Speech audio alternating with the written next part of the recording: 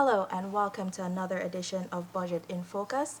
I am Anara Khan, and with me in studio today is the Honorable Minister of Education, Priya Manickchand, who will be sharing her views on Budget 2025, which was presented in the National Assembly by Senior Minister within the Office of the President with responsibility for finance and public service, Dr. Ashni Singh.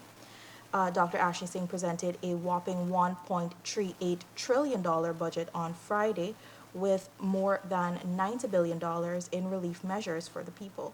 Minister Manikchand, thank you for joining us today. Well, thank you for having me. I'm very glad to be here. Let's start with what are your views on this budget? It's the largest budget we've ever presented in the country. It's about more than 20%, I believe, more than the last budget. And it's a people's budget. What are your thoughts?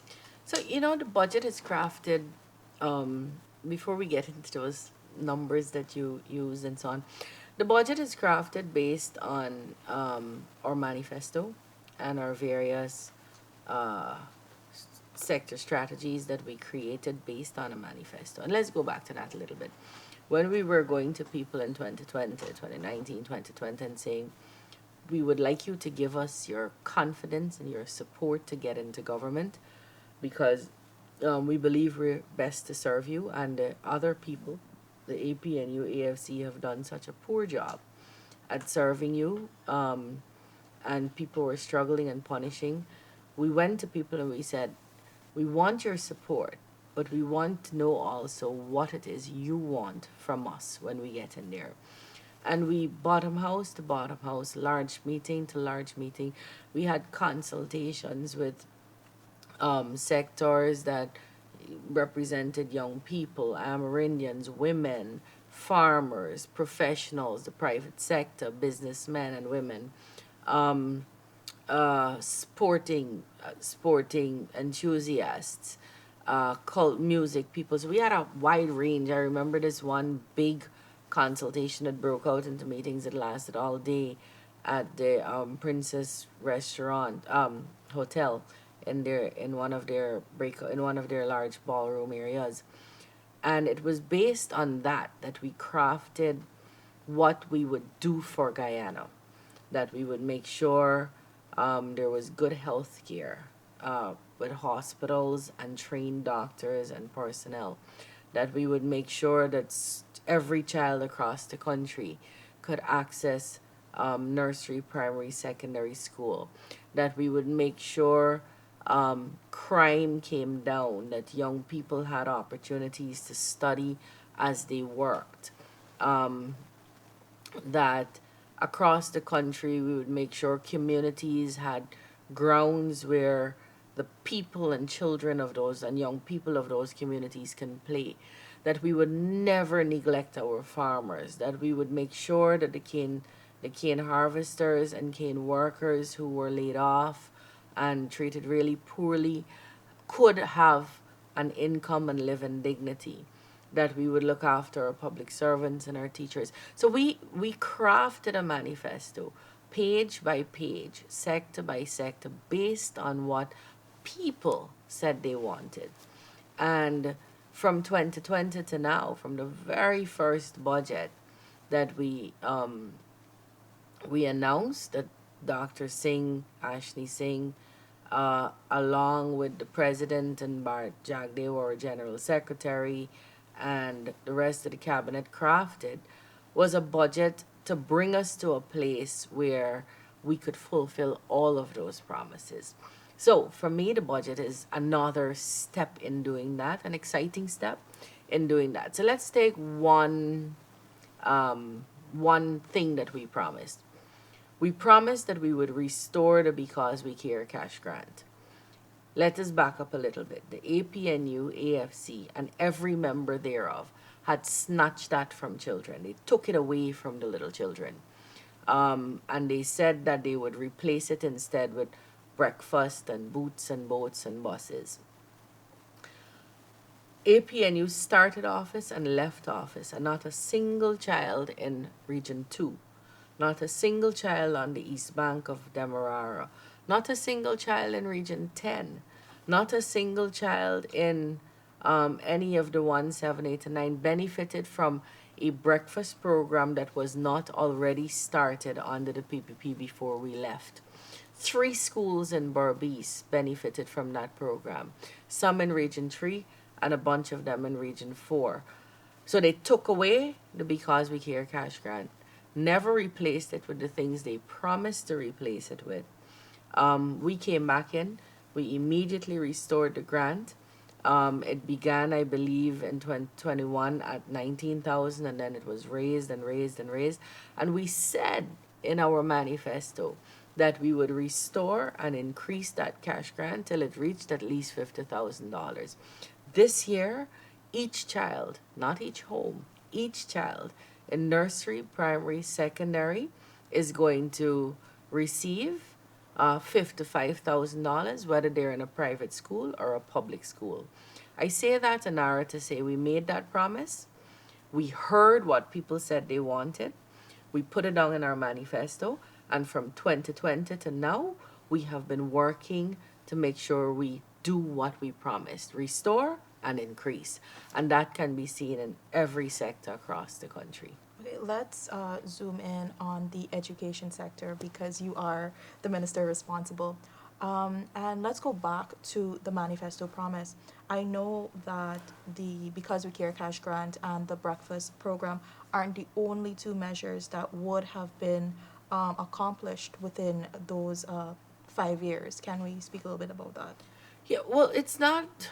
Um, we promised that we would increase access, improve quality, provide for lifelong learning, and make sure children were ready for the job market by doing a number of things, including building schools, building, expanding, rehabilitating schools, providing training teachers in a better way, having online opportunities for children, and we'll go through each of those just now, and young people, by supporting parents through providing textbooks and breakfast and the cash grant, by increasing and improving TVET opportunities, technical vocational education opportunities, by making sure our facilities were in order, and a whole host of other things aimed at achieving expanded access, better quality, lifelong learning, and a preparation of our children and young people for the job market that Guyana currently needs. So what have we been doing? We've been building schools, we have been training teachers, so let's talk about the building of schools. We are building currently 37 secondary schools all across Guyana, from regions 1 to region 10, where secondary schools are needed. The APNUAFC spent 5 years in office and did not start or finish a single secondary school in this country anywhere. Let's take East Ramveld. I just had to pass there to come here, and I noticed the lights were on. So we have to change that, some of those habits and cultures too. We shouldn't have lights on during the day anyway. When we came into government, the children who were awarded a place at East Ramveld had to sit in army tents and that was a problem. Army tents are meant to keep whatever's inside in and keep things from coming from outside inside. So it was hot, it was not conducive. But why did we have to put kids in tents? We had to put kids in tents because there was no space for them.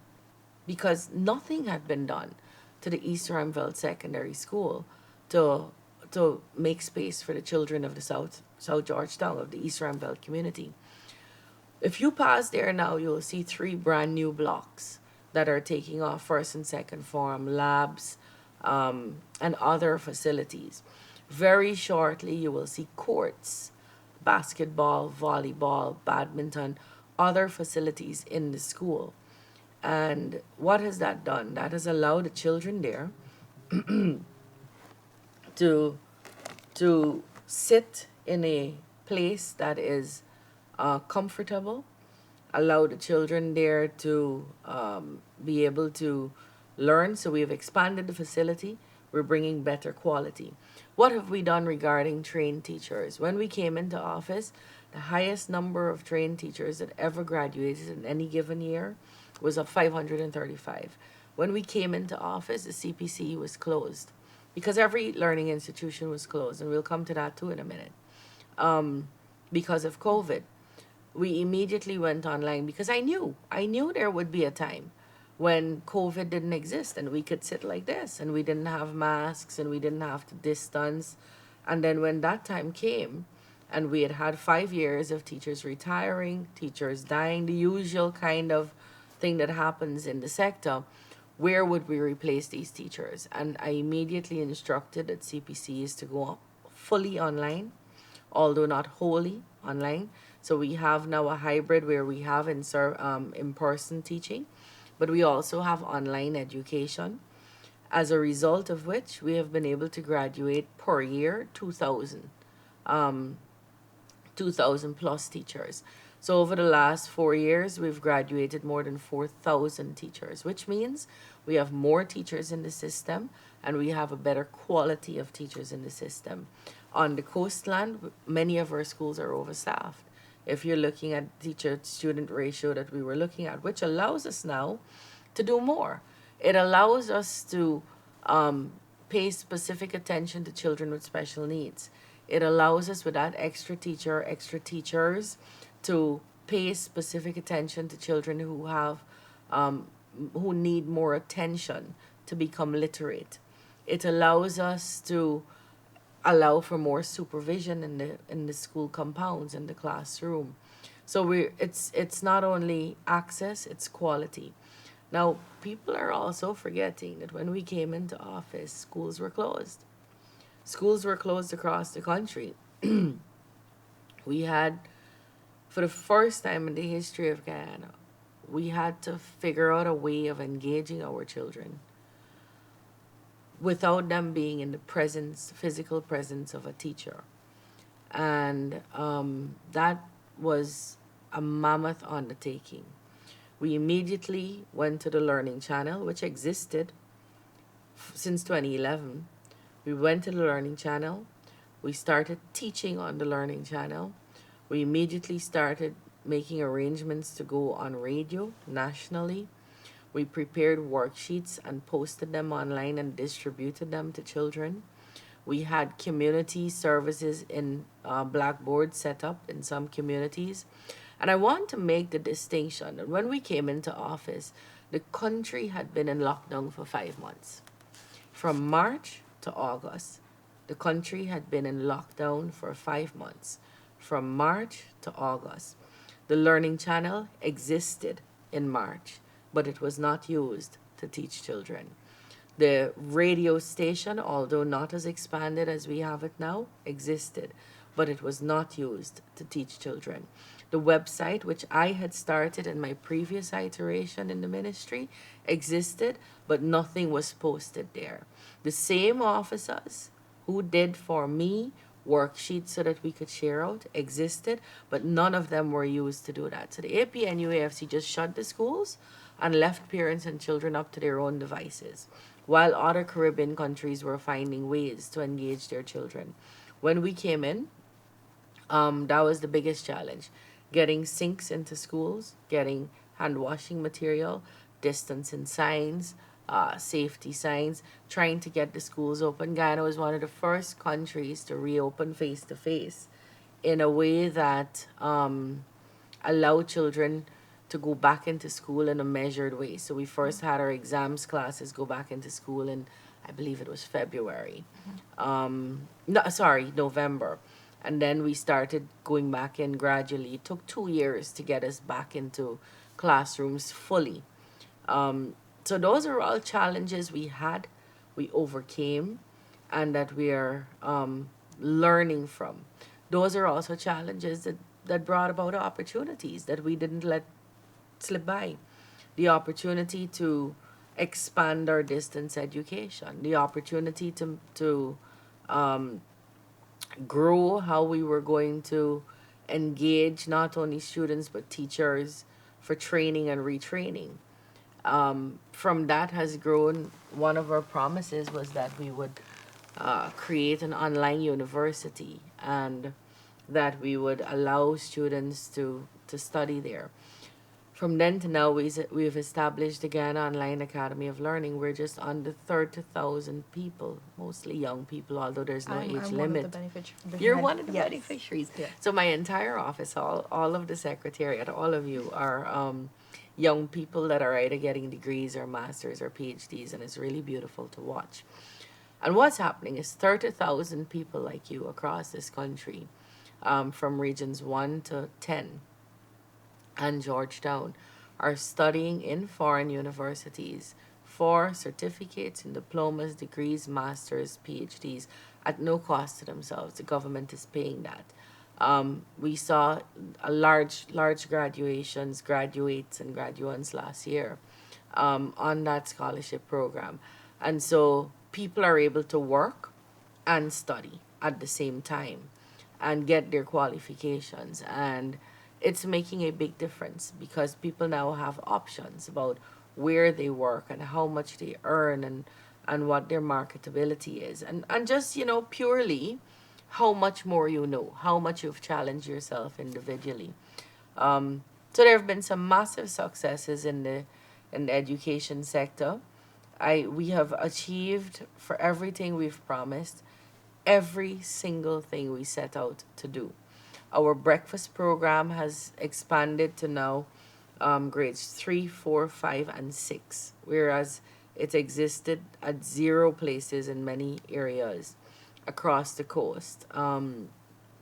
We are giving every child from nursery to grade 2 some form of nutrition every day, whether it be fortified biscuits fortified with minerals and nutrients, or fruit juice, or a meal in the hinterland prepared in the communities in a beautiful um, village economy type arrangement that has been recognized by worldwide international financial institutions as a great model. Our secondary students, well, our grades 3, 4, 5, and 6 are getting breakfast. Our secondary children who are in dorm schools, whether they're resident in the dorm or not, for the first time from September, began to get lunch in those schools, because what was happening before is the dorm kids would get lunch, the children who live in the dorms, but the children who were non-resident in dorms wouldn't get lunch. So we've changed that. Everybody's getting lunch. Um, every child is getting the CXE recommended textbooks. So CXE has a list of recommended texts they use. We also gathered together teachers who are experts in the various subjects and determined from them what are the best books for our children. And that's how we buy textbooks. I saw a post or something the other day suggesting that we were just choosing how we were publishers, or that's not how it happens. CXE has a list of recommended texts, and then our teachers, based on their experience over the years, and that experience leading to excellent results not only in Guyana but across the Caribbean, came together to suggest, it's a textbook committee, to the ministry, these are the textbooks we want, and that's what we bought. Not for the Queen's College and Bishop student, but for every student. So if you're in Northwest, if you are in Anai, if you are at Springlands or JC Chandy Singh, if you're a charity, you're getting the same book that Georgetown is getting. And that's how we've bought. So textbooks, breakfast. We have provided more buses and boats in 4 years than the APNU did when they crushed and abolished the cash grant program to give buses and boats as they claim. So now, what's a fun fact that people don't realize? If you, as soon as you're born in Guyana, you get $100,000 on this new program that the government announced. When you're 3 years old, you begin to get $55,000, all the way up to 16, 17, 18, depending on when you leave school. And it's going to go up. I'm pretty sure it doesn't stop at $55,000. When you turn 18, you're getting a cash grant of $100,000. Every adult person who is 18 and of course registered and other done all the other eligibility things. So we are not only building roads and fancy buildings and bridges, we're looking to make sure that people come along this journey. President Ali has been very clear that he's going to incentivize um, studying and hard work. And so he's announced allowances for um, people who have masters and PhDs, and he has put um, made minimum for the army and the police minimum salaries that have never seen this kind of minimum before. We've raised the tax threshold, which means people get to keep more in their pockets. We've dropped the tax rate. I mean, it's a large number of things that have been done. And I wanted to touch on one more thing. We hear people saying things, people use these fancy words, oh, you now have fiscal space to do it. We do. But once we have fiscal space, people benefit. When the PPP came into office in 1992, when there was no fiscal space for anything, when 94 cents of every dollar was being used to pay debt, when people had white mouth, when people were malnourished, when we had the highest mortality, infant mortality, and maternal mortality rate, when things were rough. All of us know that rough period. Fetch water, blackout. It was horrible. What we met old age pensions being means tested. What that turned out to be is you had to have a PNC party card and you can get your old age pension. And many of even the PNC people who didn't find favor with their party didn't get that old age pension. The PPPC, with no oil, with all those other challenges, a high debt and all these other things, immediately said, no, once you're Guyanese, you're 65 years old and you're living in Guyana, everybody is going to get old age pension. So it's not oil. We didn't have oil then. What we had was the political will and the desire to make sure everybody gets a little bit of whatever the country has. When we came into office in 1992, we had 3 secondary schools in the hinterland. Northwest Secondary, St. Ignatius Secondary in Region 9, and Bartica Secondary, if you consider Bartica hinterland. I don't, because it's right there. But let's call it hinterland. With all of that, a terrible debt as a heavily indebted poor country without oil, from 92 to 2014, the PPP 2015, the PPP built 13 more schools in the hinterland. Santa Rosa, Cato, Anai, Aishalton, Sand Creek, um, Warmadown, um, and of course I'm forgetting some now. But we built all these schools with no oil money because we knew that everybody must get a piece of the pie, and the children of the hinterland are entitled to an education just like the children of Georgetown.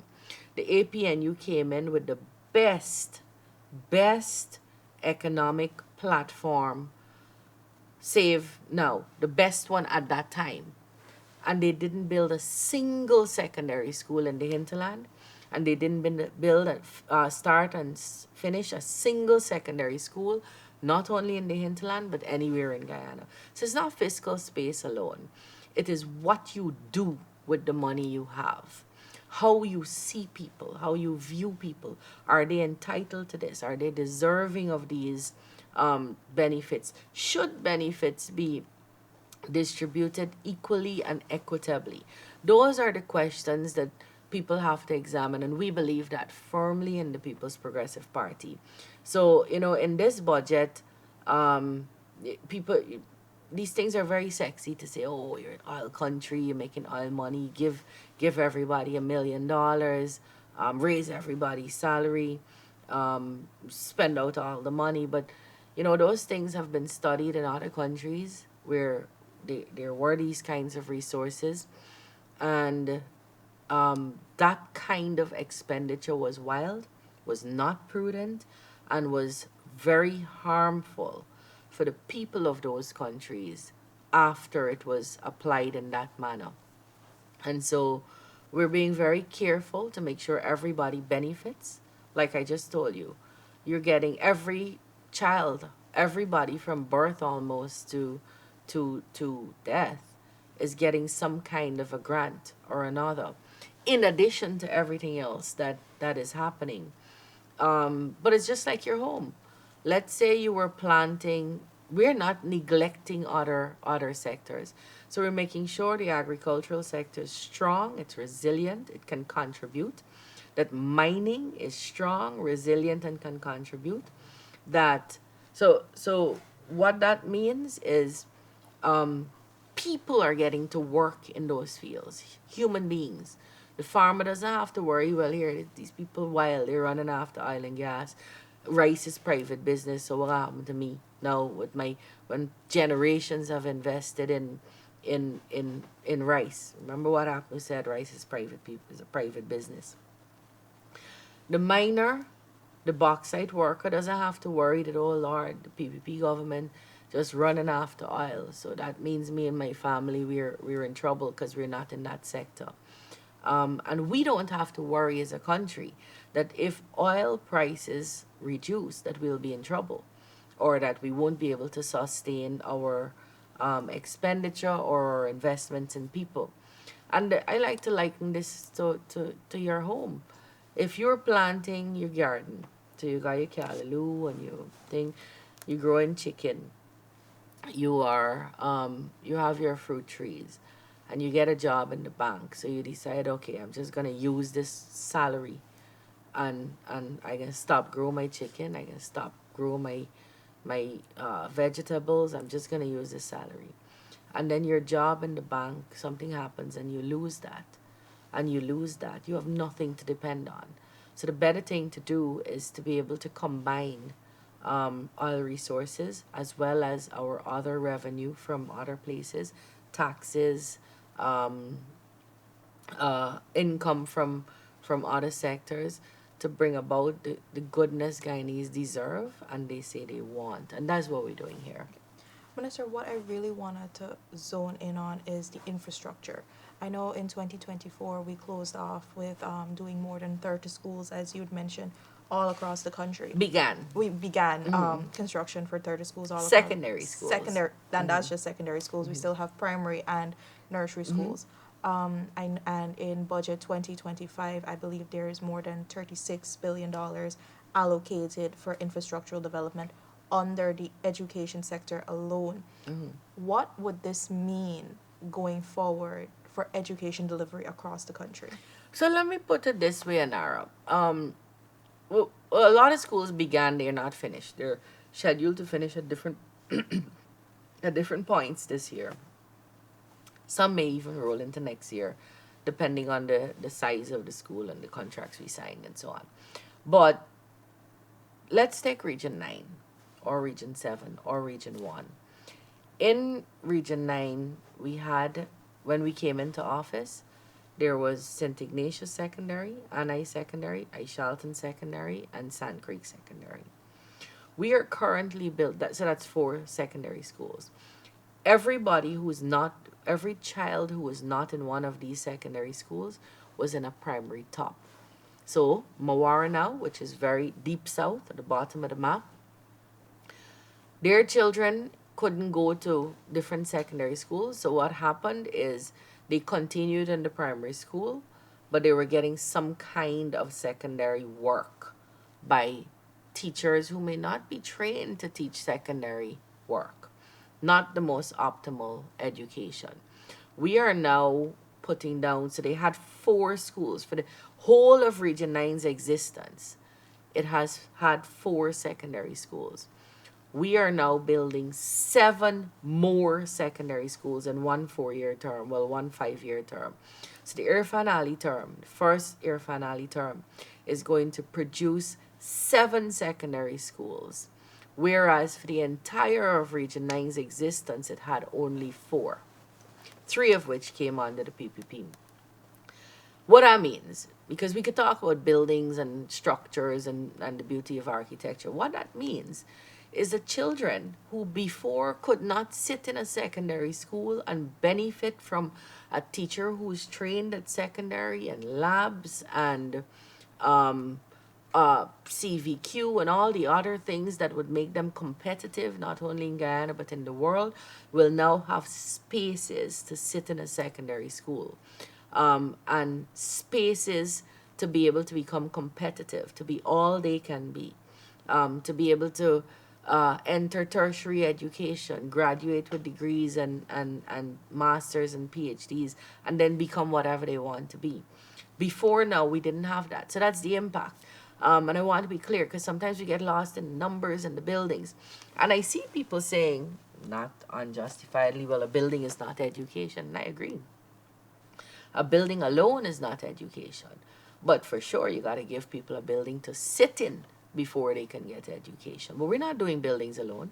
As we're building, we're training teachers. We are providing support to parents. We are building out dormitories to a certain standard. We are building courts. So you see in Aishalton a basketball court. All the secondary schools are getting the same facilities.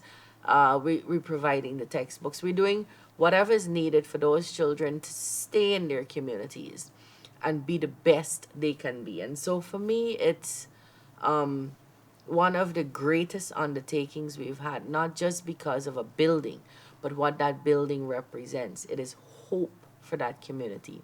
It is hope for a child who before had to look on at pictures and magazines to see what secondary education looked like. They'll actually be able to sit in their village and do it. Take Region 8. Region 8, we had Madhya Secondary, Cato Secondary, and Paramakatoi Secondary. We're now building Monkey Mountain Secondary, Maikobi Secondary, Kopinang Secondary. So children before who couldn't go to any secondary school, who would have to look at a TV screen and say, wow, that's what secondary looks like. This is what other children are getting. Will now feel that in their village with their living close to their homes, with enjoying the nurture and love their parents and food their parents can give them. And then post secondary, be able to go to university, be able to join Goal, be able to do anything any child in Georgetown can do. Those are massive. If you sit in town in an office and you don't understand what's happening in regions, then you wouldn't have an appreciation for why those are big, massive investments in people, in the young people of this country. And so for me, I'm extremely humbled. I feel like we have to spend every waking minute, and that we have to make sure a lot of those minutes are actually waking minutes, running these projects down, because they mean so much. Every time we delay on a project, we delay the ability for children to benefit from it. And that's what I impress upon contractors. Some of them I take and I show them, this is where these children are sitting. Your school that you bid publicly and said you can build, this is the difference it will make in their lives. Just to try to inspire good quality, timely work from said contractors. Okay, I want to take you back to training of teachers. You would have mentioned previously that we would have gone online and we've started graduating at least 2,000 per year. Previously, there was a limited number of hinterland teachers being given the opportunity to get trained. What does that look like now because of the investments we've made? So that's an excellent question. So before now, so there are two programs. There's a trained teacher certificate program, and there's an associate degree program. The trained teacher certificate program takes 3 years. And if you're doing that, you're just a trained teacher, you don't have a degree. And then you have to go to UG for another 3 years to get a degree. So that's 6 years for and almost 100% of hinterland teachers before I came into office were accessing that program. So they took 6 years to get a degree. But many of them didn't, because you got to leave your house, leave your baby, leave your husband, leave your old aging mother who needs your help, leave your village and all the comforts thereof and the things you're accustomed to, and come to UG, rent an apartment, rent somewhere, live in a place that is strange, put up with all kinds of biases and bigotry, because that's what happens. And so a lot of the teachers didn't come out, didn't benefit from it. Once we introduced the associate degree program online, we see almost zero teachers doing the trained certificate program. So they always had the ability and the qualifications to do the degree program, but they never had access. So what we see now are teachers in the hinterland doing the associate degree program at CPC, and then going on to UG, because UG has also facilitated their education program online. So in 4 years, they're getting degrees. So two things are happening there. One, the teacher is improving himself or herself, and therefore his or her family and community. And two, the children who are in that teacher's classroom are benefiting from a higher quality and level of trained teacher. And that changed out what teacher training in the hinterland looked like qualitatively. Now let's talk numbers. Because we've gone online, before, if you have a school of 4 teachers, at any given point only one could come out and go to UG. Now everybody can go to UG at the same time. So what we have is a large number of teachers in the hinterland. So I saw an editorial, I think, in the Stabrook News today, that said, we're building schools, but we're not going to have teachers to put in the schools. And I mean, it's a fair observation, but it's an ignorant one, because we've been saying over and over again that we are training teachers in the hinterland, where they are, and we are seeing secondary, primary, nursery teachers get trained. So will we have a full complement of trained teachers, of 70 trained teachers in a secondary school in the hinterland immediately? Probably not, but we don't have that at Bishops. We don't have that at Roses. We're trying to get that done now. But to say that we're building and we're not looking at trained teachers, totally not does not reflect reality. The reality of what we're dealing with. So we are training teachers now, even as we build those schools. The second thing is we're training teachers in fields that we never trained in before. Health and family life education. So that's a teacher now trained to look for behaviors and teach behaviors in schools that we want to see reflected in our young people. We're training teachers, and we just had the first set of graduates for special education needs. Again, a first time program put at the Cyril Potter College of Education that will then be expanded at the University of Guyana. So there are different programs that we are putting in place, as well as the programs that exist. I had a meeting sometime early in the week. I get mixed up with days, but sometime early in the week, this last week on, I had a meeting with grade 6 teachers to say, we just had a mock exam. Are you looking at the results of that to inform what you have to do with your kids from now to the NGSA? And I saw people signing in from Conishan. Conishan is the last village in the country, the bottom of the map. I saw people signing in from Tusaning. I saw people signing in from uh, Matthews Ridge, from Region 1, from Region 7, from all over the country, teachers signing in. And the reason they're able to sign in is because these are the same teachers, or this is the same facility they're using to study online for the CPC and Gold programs. So, I mean, we get to see that. And perhaps we don't talk about it enough because you're moving from thing to thing and we have so much to do. But I am seeing a different landscape for teacher training. We have challenges. We are dealing with many different people implementing our policies. And wherever you're doing that, where you have the good REO who followed our policy about what we want a teacher's house to look like, or teacher's accommodation to look like, you'll get it perfectly done there.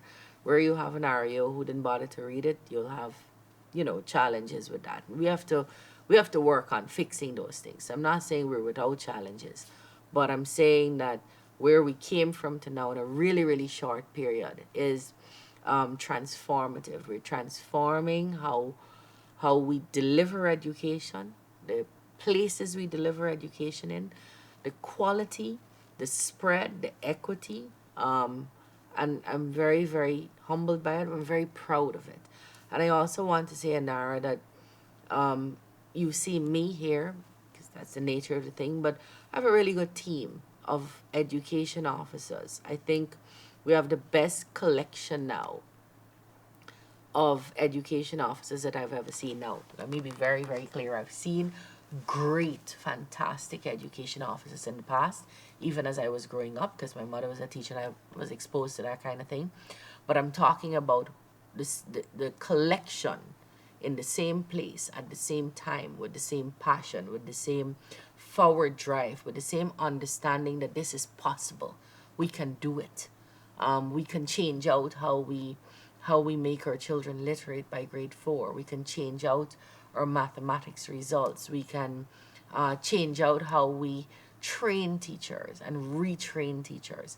I'm really supported by what I think is a great team, and I'm very, very pleased about that. I love them, and I'm very proud to be working alongside them, because I know in years to come our names won't be remembered, but or may not be remembered, but children's lives will change, and it will change in a way where we could now rely on them to look after this country, and that's our duty. That's what we're about. Yeah. Minister, before we wrap up, do you have any last remarks about the budget and, going forward, what you would like to see? The budget is a budget that is aimed at delivering our promises derived from people's expressions of what they want to see their country do. I don't think you could have had a better, more active, vibrant president leading his team.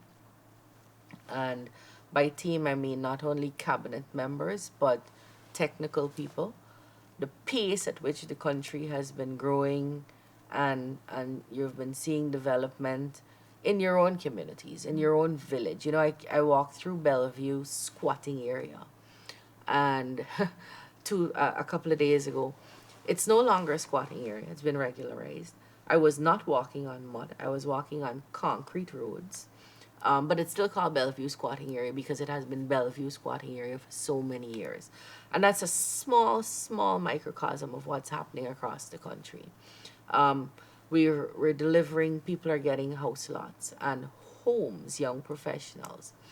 And once they get that, they now have an asset that they can get a loan from the bank to buy something else or to improve that same home. We now have families living with less people in the house, so you have less of the social issues you used to have: mother-in-law, daughter-in-law ain't getting along, sexual abuse in homes that are crowded. It's a lot of the spin-offs that we don't measure, that we don't count, that we can't count, are being delivered through this budget, and through the recurrent budgets of the People's Progressive Party Civic. And for 5 years, I mean, this is the fifth, it's been amazing what we've been able to do. And that has been recognized not only here, not only by residents and citizens, but also by different countries and different leaders. And that for me speaks. Now, do we have an opposition that's going to have something to say? I think oppositions can decide what they want to do. We were in opposition. We never once resisted any benefit for people. In fact, you said you're giving $5. We wanted 10. This opposition resists schools being built, hospitals being built, people going on the Gold Scholarship. I mean, they're on record. They call the Because We Care cash grant a foolish expenditure of money. It's a very strange opposition, but it's their they get to decide what they want to be recorded as. History is going to record them as people who stood in the way of progress rather than found ways to demand more. I am not impressed. Frankly, we have to challenge ourselves to do better, because they're not posing the kind of competition you need, or people generally need to do well. So I think they are seen by the people of Guyana as being unable to manage and or run a country like ours versus the PPPC, who has delivered on all their promises, continue to do that in the face of COVID and floods and recessions across the country and different changes, recessions across the world, sorry, and different changes in the world. Um, People are seeing the different parties, and I'm glad about that. I'm glad we're living, although it could be a place that allows for a lot of libel and slander. I'm glad we're living in a very visible country where people are getting to see the different types of parties they have and the different choices they have.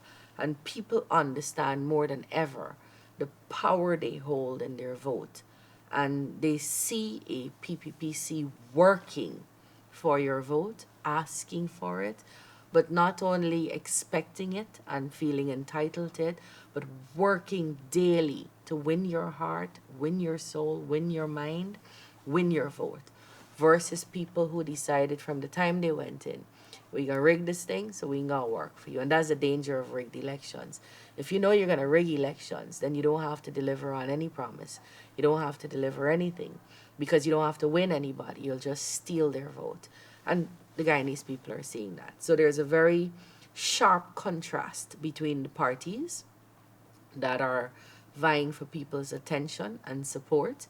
And I'm very pleased that I'm on the side of the People's Progressive Party, who's headed by an Irfan Ali presidency with a Bar Jagdeo as its general secretary. Very, very happy to be on that team. Okay, thank you so much for that, Minister, and thank you for joining us today. This has been another edition of Budget in Focus 2025. Thank you for watching.